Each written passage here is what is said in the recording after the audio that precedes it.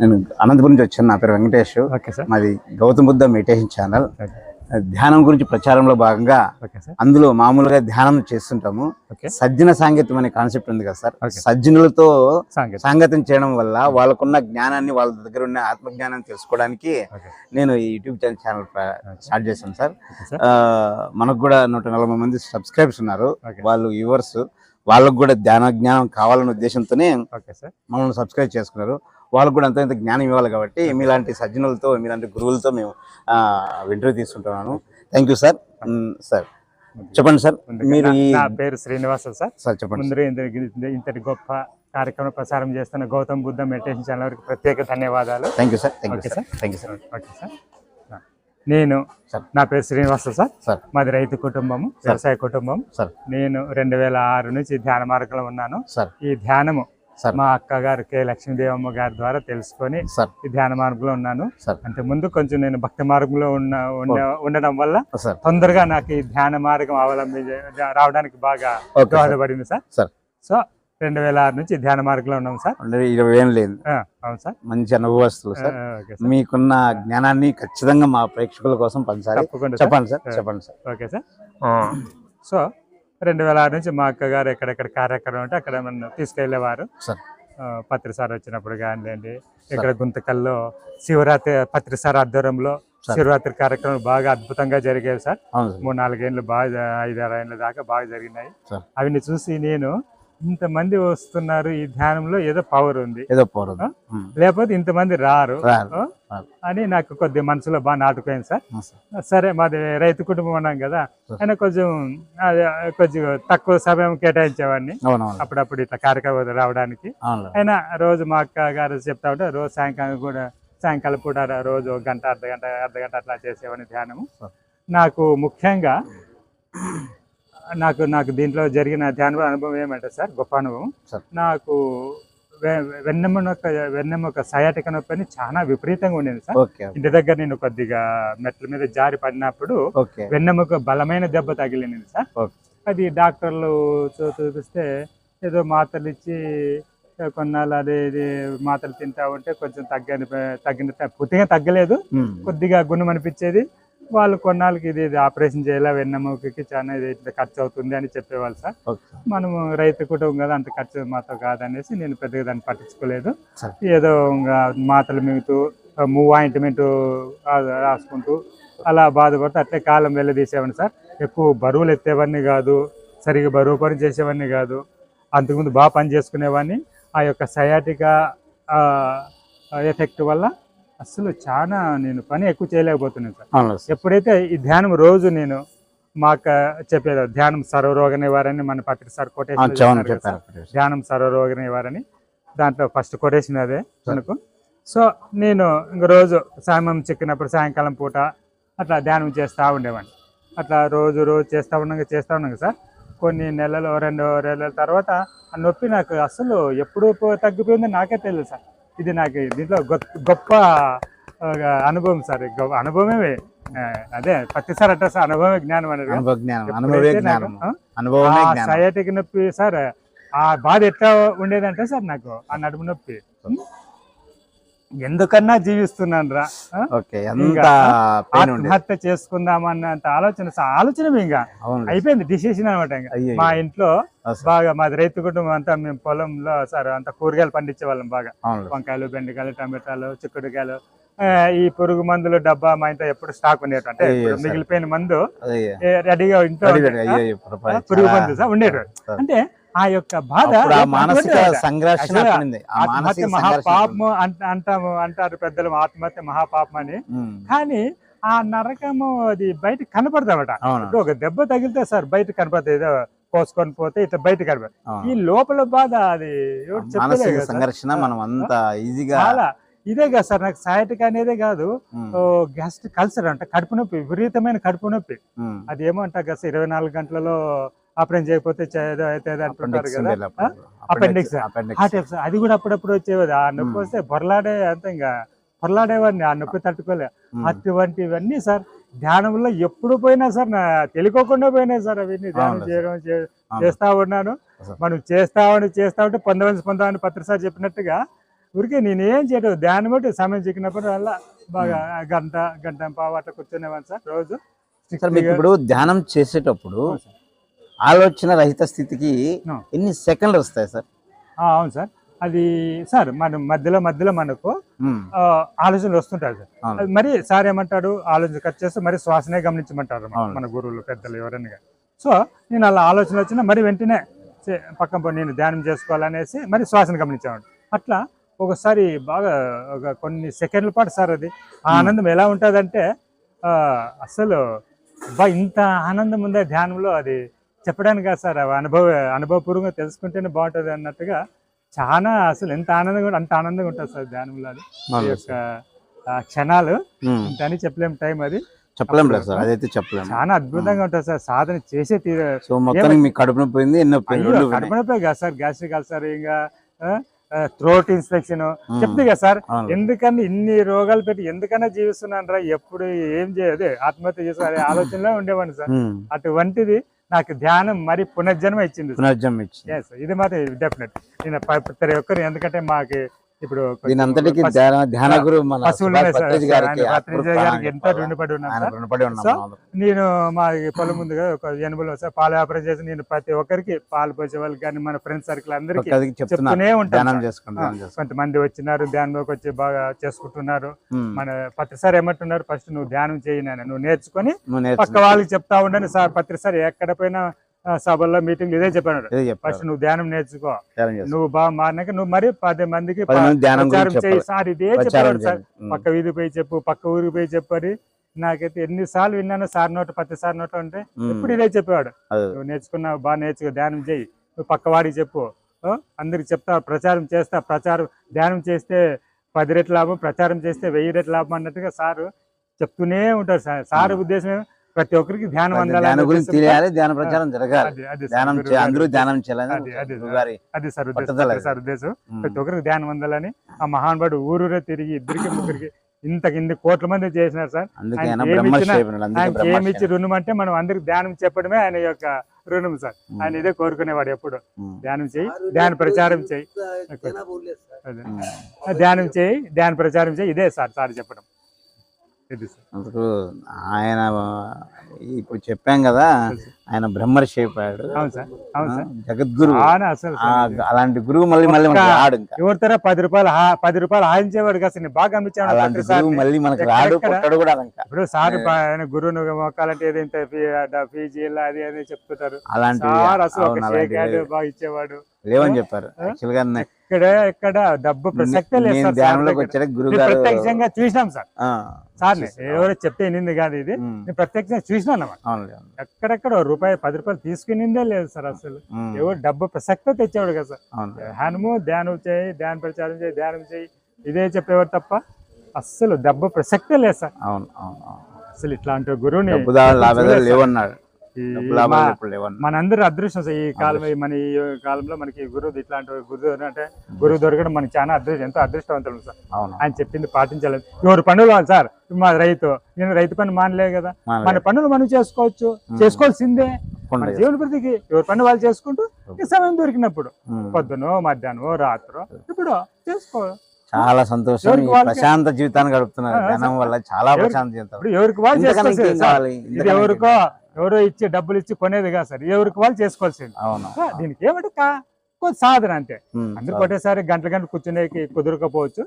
ఓ రోజు 10 నిమిషాలతో అట్లా పెంచుకుంటూ తప్పకుండా ప్రతి ఒక్కరు చేయగలరు సార్. ఇది ఏమంటే మాకు చాలా మంది మాకు టైం లేదు, మాకు సమయం లేదు మాత్రం సార్. అది చెప్తున్నాను అందుకే సార్, దయచేసి ఎవరు సమయం లేదనే మాట అనొద్దండి. మీకు నచ్చిన టైంలో ఎప్పుడైనా సార్ 24 గంటలు గంట సేమ్ మనకి టైం దొరకదా, ఎప్పుడో సార్ టైం వీలు చూసుకొని ఎవరింట్లో ఏ గురువు, మన శ్వాసే మన గురువు అన్నాడు మన పత్రి సార్. సో ప్రతి ఒక్కరు ఒక్కసారి ఇది విషయం తెలుసుకోండి, ఎట్లా చేయాలనేది చాలు. మీ ఇంట్లోనే మీకు సమయం దొరికినప్పుడు తెల్లారుజామున, మధ్యాహ్నం, రాత్రి ఎప్పుడో సార్ సమయం దొరుకుతుంది మనకి ఖచ్చితంగా.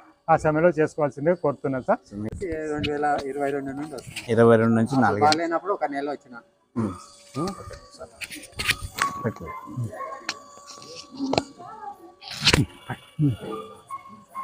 చెప్పండి సార్. నా పేరు బసవరాజు సార్. 2003లో నాకు ఆర్పిఎస్ అని వైరల్ ఇన్ఫెక్షన్ వచ్చి బబుల్స్ వచ్చినాయి మొత్తం. అప్పుడే కన్ను ఇది అయిపోయింది, నరం దెబ్బ తినింది. 10 రోజులు కోమల్లో ఉన్నాను. తర్వాత మావ ధ్యానం చేస్తే బాగుంటుందిరా అని చెప్తే ధ్యానం వచ్చి 1 నెల వచ్చినాను. తర్వాత బ్రేక్ అయ్యాను. ఎక్కువ శివాలయంలోనే ఉండాను, ఇక్కడికి వెళ్ళినా వచ్చేవాడిని కాదు. మన పత్రిజీ గారిని చూడలేదు. 2022లో కరెక్ట్ పిరమిడ్కి రావడము సార్ కనపడలేదు. పిరమిడ్కి వచ్చినాను. ఇలా చేస్తూ నాకు పింఛన్ శాంక్షన్ అయింది. ఆంటీకి అప్పటికి 3000 శాంక్షన్ అయింది. 2 ట్రిపుల్ పిరమిడ్లకు మట్టి తోలిచ్చిన. పిరమిడ్లకు మట్టి తోలిచ్చిన. ఎందుకు వేసినావు అది ఇది అన్నారు అందరు, కానీ నేను ఇంట్లో తోలిచ్చిన. నాకేదో మంచి జరిగింది, దీని నుండి మంచిది జరిగింది. నాకు మీకు ధ్యానము చేస్తున్నారు కదా, మీకు భక్తిగా ఉన్నప్పుడు మంచి జరిగిందా, ధ్యానంలోకి వచ్చినప్పుడు మంచి జరిగింది? ధ్యానంలో వచ్చినాక చాలా బాగా జరిగింది. ఎక్కడ ఆనందం కలిగింది? ఇక్కడే ఎక్కువ ఆనందం జరిగింది. ఎందుకు జరిగింది అంటే ప్రతి ఒక్కరికి చెప్తున్నా, టైమే లేదంటారు. ముక్కు లేదా, ముక్కులో గాలేదా, టైం ఎందుకు లేదు నీకు? ముక్కు గురించి ఆలోచించు. ఎంచేమన్నా పెళ్ళాం పిల్లలు బట్టలు ఇవన్నీ ఆలోచిస్తావు, కానీ ముక్కు గాలించి అట్లా గురించి ఎందుకు లేదు టైము? ముక్కులో ఎట్లా వస్తుందో ఎట్లా పోతుందో చేసేదే ధ్యానం. అబ్బా మెట్లకేటప్పుడు నోట్ తీయదు, పని చేసేటప్పుడు నోట్ తీయదు, అదే ధ్యానము.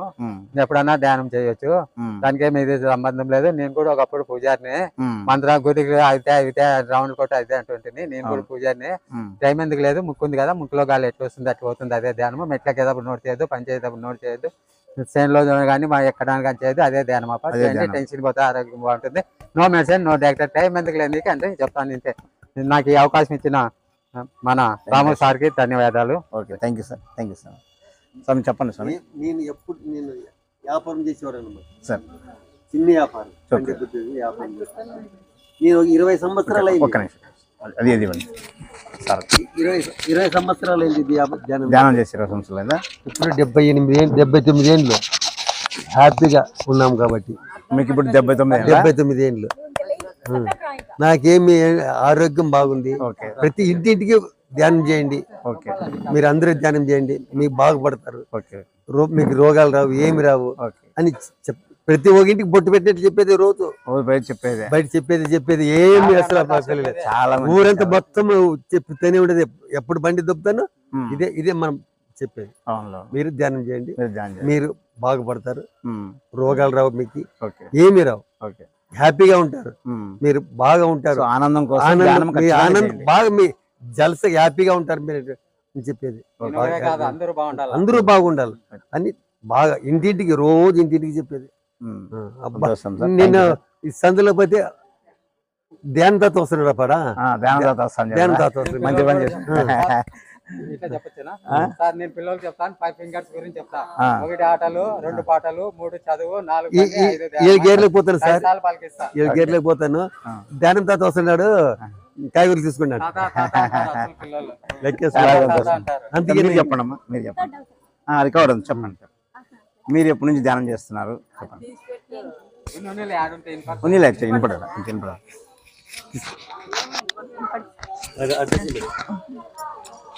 అట్లా మీరు ఎప్పటి నుంచి ధ్యానం చేస్తున్నారు, మీ పేరు, మీ ధ్యానం ఎప్పటి నుంచి చేస్తున్నారు, ధ్యానం వల్ల మీరు ఏం ఆనందం పొందినారు చెప్పండి. నేను ధ్యానంలోకి వచ్చి 1 ఇయర్ అయిపోయింది ఆల్మోస్ట్. అంతకుముందు ధ్యానం చేయకముందు నాకు అయితే ఏమీ తెలియదు అనమాట. ధ్యానం చేయకముందు మీకు ఏం తెలియదు, అసలు ఒక జ్ఞానం తెలియదు, అజ్ఞాని లాగా ఉంటుంది. ఒక గృహిణిగా ఉన్నారు ఇంట్లో, అజ్ఞాని, ఏం తెలియదు, తినడం, పడుకోవడం, లేయడం, అంతే. ఇది ప్రతి ఒక్కరు చేసే పనే ఇది. కానీ ధ్యానం లోకి వచ్చిన తర్వాత ఎప్పుడైతే ధ్యానానికి వచ్చినానో, ఇక్కడ పిరమిడ్ సొసైటీ వాళ్ళ ఆధ్వర్యంలో సత్సంగము, సజ్జన సాంగత్యము, సాధ్యాయము, ఇప్పుడు చెప్పినట్లు సారు విజయ్ సారు ఎప్పుడైతే సజ్జన సాంగత్యంలో ఉంటామో వాళ్ళు చెప్పడం వినడం వలన, మనం ధ్యానం చేయడం వలన అన్ని ఒకటి అంతకుముందు ఏవి తెలియదు. ఒకటొకటి ఒక్కొక్క క్లాస్ వచ్చినప్పుడు అంతా ఒక్కొక్కటి, ఒక్కొక్క క్లాస్ వచ్చినప్పుడు అంతా ఒక్కొక్కటి అవి ధ్యానం చేయడము. మళ్ళీ నాకు ఫస్ట్ ధ్యానము, నాకు ఇది పౌర్ణమి ధ్యానం చాలా ఇంపార్టెంట్. పౌర్ణమి ధ్యానం ఇంపార్టెంట్, బాగా మీకు బాగా ఇది కూడా మంచి అనుభవం కూడా వస్తుంది. జీవితంలో ఏదో కోల్పోయి, ఏమి నా సంసార జీవితంలో నాదేంది జీవితం అతలాకుతలమైపోయి, ఆయన గవర్నమెంట్ ఎంప్లాయీ సార్, నా జీవితంలో పిల్లలు, భర్త అసలు అనేదే లేనే లేదు. వాళ్ళని మర్చిపోయి నా జీవితం అతలాకుతలమైపోయింది. ఎప్పుడు ఏడిపే సార్, ఏడిపోయినా ఎవరితో కూర్చున్నా మానసికంగా వేదన. అయ్యో భర్త ఇట్లయిపోయింది, నా జీవితం ఏమి ఉండాలన్నా వద్దా, చనిపోదామన్న స్థితికి వచ్చింది. వచ్చిన దాన్ని చనిపోయిన స్థితికి ధ్యానంలోకి వచ్చి మంచి అనుభవం, మంచి ఆనందం పొందుతున్నారు. మన మనసు ప్రధానం, మనసే మన ఇది మన అదైపోయింది. అయిపోయిన తర్వాత ఎప్పుడైతే ఇక్కడికి వచ్చిన తర్వాత మనసు చాపల్యత ఉంది. ఎన్నిసార్లు ధ్యానం చేసినా ఇప్పుడు కూడా ఒక్కొక్కసారి చాపల్యం చెందుతుంది సార్. ఇప్పుడు అన్నాడు సారు, గతము ఎప్పుడు మనల్ని చిత్తం మనకి ఎప్పుడు చిత్తం చెప్తూ ఉంటుంది. చిత్తంలో పోయినామంటే రేపటిది ఏంది, నా భర్త రిటైర్డ్ అవుతాడు, డబ్బులు చూస్తే 50 లక్షలు వస్తాయి, ఏది నేను పొందలేకపోతున్నాను, ఏంది నా జీవితం అనేది నాకు ఇప్పటికీ చిత్తం ఉంది సార్ ధ్యానంలో. అయినా ఈ రోజు చూడు సార్ పత్రి సార్ మరి సార్ ద్వారా చిత్తం అంటే ఏమని తెలియజేస్తున్నాడు. ఆ చిత్తం వదులుకుంటేనే మనిషి, అప్పుడు మనము దాంట్లో గాడిలో పడినట్లనే ఆ చిత్త ఈ రోజు నామాలు నాది మాది అని వదిలిపెట్టేస్తే అప్పుడు గారికి ఆత్మ ప్రణామాలు. చెప్పండి మీరు చెప్పండి అమ్మా, మీ పేరు, మీరు ధ్యానం ఎప్పటి నుంచి మొదలు పెట్టారో చెప్పండి.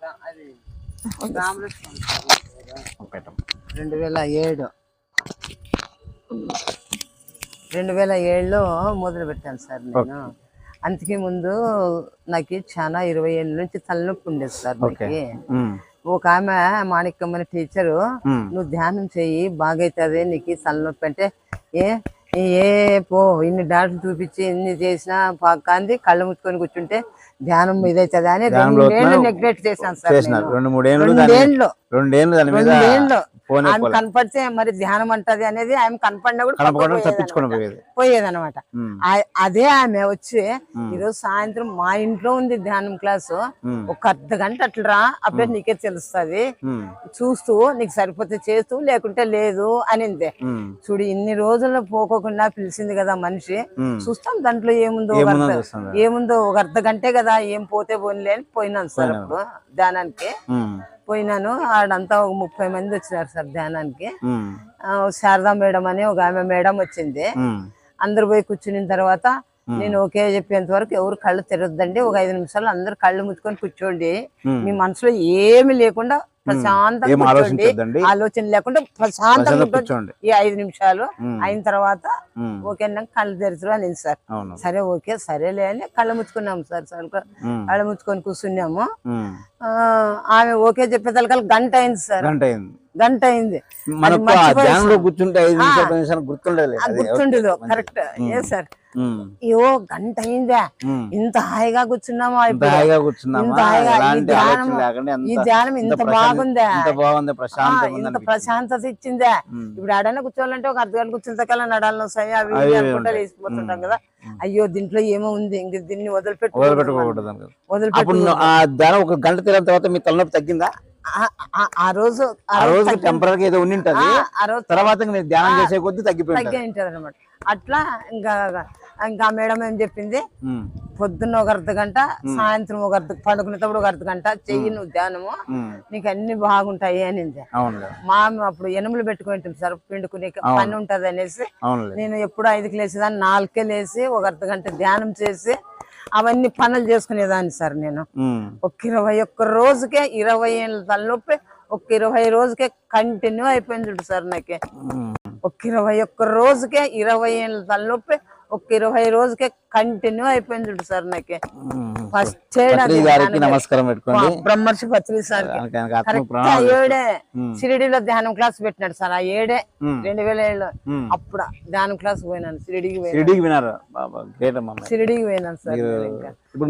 ఇప్పుడు మీ వయసు ఎంతమ్మా? నా వయసు 76 సార్. 76 ఏళ్ళు. సో మీరు ధ్యానం చేసి ఇంకా అసలు ఈ వయసు